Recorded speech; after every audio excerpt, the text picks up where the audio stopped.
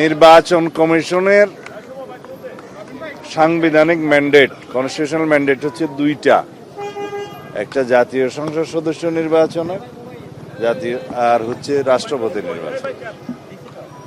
জাতীয় সংসদের নির্বাচন অনুষ্ঠিত হয়েছে, নির্বাচন কমিশন কনস্টিটিউশনাল এটার দায়িত্বপ্রাপ্ত। সংসদ সদস্যদের শপথ গ্রহণ অনুষ্ঠিত হবে ইনশাআল্লাহ আগামীকালকে সকাল 10টায়।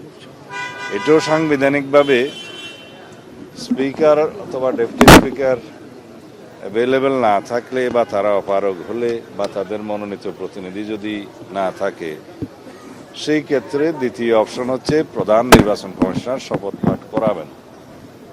সেই হিসাবে আগামীকালকে সকাল 10টায় জাতীয় সংসদের নির্বাচিত সদস্যদের শপথ গ্রহণ অনুষ্ঠিত হবে। এইটা প্রধান নির্বাচন কমিশনের সাংবিধানিক এখতিয়ার আছে।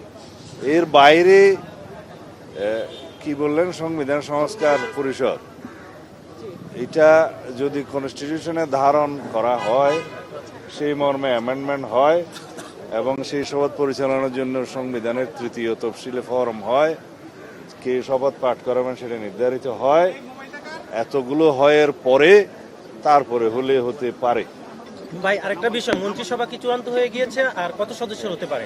আমরা বিভিন্ন গণমাধ্যমে দেখতে পাচ্ছি আগামীকাল পর্যন্ত অপেক্ষা করা যাবে না। আরেকটা বিষয় হলো, বিরোধী দল ছায়া সংসদ করছে, এই বিষয়টি কিভাবে দেখছেন? বিরোধী দল ছায়া সংসদ করার এই সংস্কৃতি উন্নত বিশ্বে আছে, যদি তা করে সেটাকে স্বাগতম জানাই।